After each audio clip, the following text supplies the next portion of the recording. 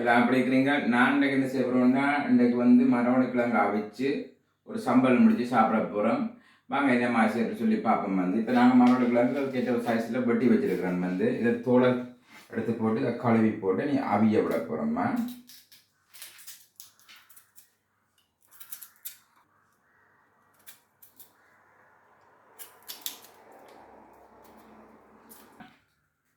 நாங்கள் வந்து கிழங்க உரிச்சிட்டு இதை கழுவி எடுக்க போகிறோம். வந்து கழுவி எடுத்துட்டு அவிய விட போகிறோம். இந்த இப்போ பார்த்தீங்கன்னு சொன்னால் நாம் அந்த கிழங்கு அவிய வச்சுட்டோம். கிழங்கு அவிய வைக்க வந்து இப்போ நாங்கள் இதை வந்து அவிய வைக்க போகிறோம். இந்த இப்போ நாங்கள் இதோட என்ன செய்ய போகிறோம்னா தேவையான அளவுக்கு உப்பு போட்டு விடுறோம். இந்த உப்பு போட்டு மூடி விடுவோம். வந்து அவிய சாம்பார் ஒன்று அடிக்க போகிறோம். வந்து அதுக்கு தேவையான சாமான் என்னென்னு எடுத்துக்கலாம்.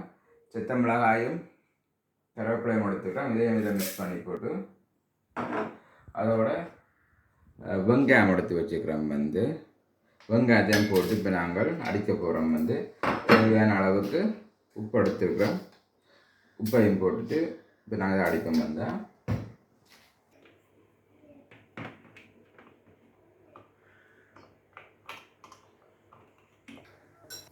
இப்போ தேங்காய் பையன் போட்டு நாங்கள் இதை அடிக்க போகிறோம். வந்தால்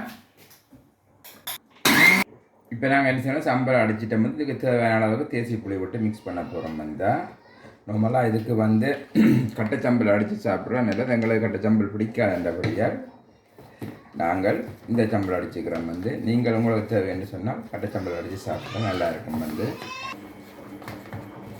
நீங்கள் அப்படி செய்து பாருங்க. வந்து கிழங்கு அவிய வச்சு நாங்கள் வந்து கிழங்கு வந்து அவிஞ்சிட்டு வந்து இதை நாங்கள் எடுப்போம். வந்தால்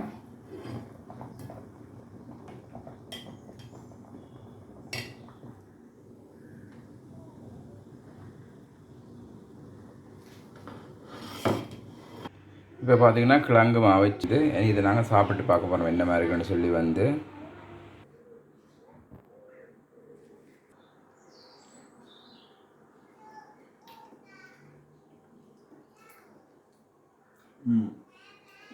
நல்லா இருக்கு. நீங்களும் பிடிச்சது சாப்பிட்டு பார்த்துட்டு இந்த மாதிரி கமெண்ட்ஸ் எழுதுங்க. பாய்.